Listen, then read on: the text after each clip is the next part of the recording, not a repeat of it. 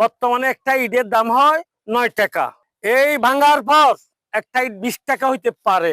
এই খরচগুলি জনগণের কাছে বর্তাবে। এই বছর আমরা এই অভিযান যেহেতু চলমান আছে, আমরা বাকিগুলোর বিরুদ্ধেও আমাদের এই কার্যক্রমটা পরিচালনা করব। রাউজানে অবৈধ ইটভাটা উচ্ছেদ অভিযান পরিচালনা করছে চট্টগ্রাম জেলা পরিবেশ অধিদপ্তর। তারা প্রস্তুতি নিয়ে মিরিকগুলো বাইর করবে। সেই সময় আমাদের সরকার বাহাদুর যেভাবে ঢাকাতে বসে এখানে কি ঘটছে এগুলো চিন্তা না করে জনগণের দোরগোড়ায় না গিয়ে এই ভাঙার যে প্রক্রিয়াটা শুরু করছে, এটা দেশের জন্য, দেশের অর্থনৈতিক ধ্বংস করার জন্য একটা ষড়যন্ত্র। অভিযানত সাইরগো ইটভাটার চিমনি সহ কিলন ভাঙ্গি গুড়াই দেওয়া হয়। অক্ষয় ফোয়ারে এই সাইরগো ইটভাটার মালিকুরে 12 লাখ টাকা জরিমানা করা হয়। ডিসেম্বরের 7 তারিখ বৃহস্পতিবার ফজর 10টা তুন বিয়েলে 4টা পর্যন্ত দীর্ঘ সময় ধরে পরিচালিত এই অভিযানত নেতৃত্ব দেয় পরিবেশ অধিদপ্তরের সদর দপ্তরের বিজ্ঞ এক্সিকিউটিভ ম্যাজিস্ট্রেট মোহাম্মদ রেজওয়ানুল ইসলাম।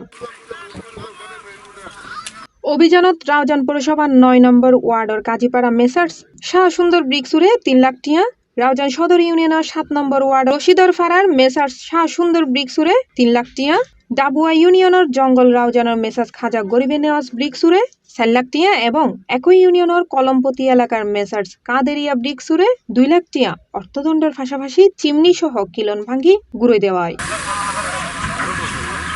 মালিকলার পক্ষে হয় যারা মিল্ক মিলের মালিক প্রোডাকশনে যখন গেছে 2 কোটি টাকা একটা ফিল্ডে ইনভেস্ট করছে, তারপরে গিয়ে যে তাদের উপর আঘাত করে, কিন্তু এইটা তো আত্মঘাতীর মতো। তারা কিভাবে 60 টাকা সংগ্রহ করছে? কমপক্ষে একটা ফ্যাক্টরি করতে হলে 4-5 কোটি টাকা লাগে। ওই টাকাগুলি তাদের নাই, কয়েকজন মিলে মানুষ থেকে ধার সুদি নিয়ে ব্যাংক তো দিচ্ছে না, ব্যাংকে সহজে দিচ্ছে না, এবার সর্বনাশ হয়ে যাবে। যারা নিঃস্ব হয়ে গেছে তারা ভিক্ষা করলে কেউ ভিক্ষা দেবে না। অভিযানত উপস্থিত আছেন রাউজান উপজেলা সহকারী কমিশনার অংচিং মার্মা। অভিযানত উপস্থিত আছেন পরিবেশ অধিদপ্তর চট্টগ্রাম জেলা কার্যালয়ের উপপরিচালক মোহাম্মদ মুজাহিদুর রহমান, রিসার্চ অফিসার মোহাম্মদ আশরাফুদ্দিন। অভিযান শেষে পরিবেশ অধিদপ্তরের রিসার্চ অফিসার মোহাম্মদ আশরাফুদ্দিন হয় তালিকা মতো প্রায় 32টা ইটভাটা অবৈধ রয়েছে। তবে এবছর আমরা উপজেলা প্রশাসনের সাথে তালিকা মিলিয়ে দেখেছি প্রায় 26টা ইটভাটার মতো চলমান রয়েছে। বাকিগুলো আমরা কার্যক্রম বন্ধ করতে সমর্থ হয়েছি।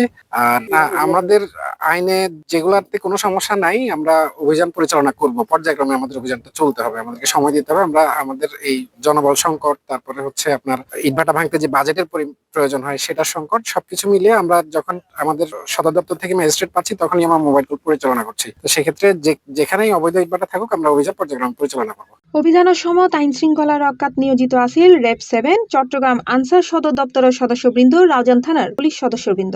এছাড়াও মোবাইল কোর্টের সার্বিক সহযোগিতা করে রাউজান ফায়ার সার্ভিস ও সিভিল ডিফেন্স।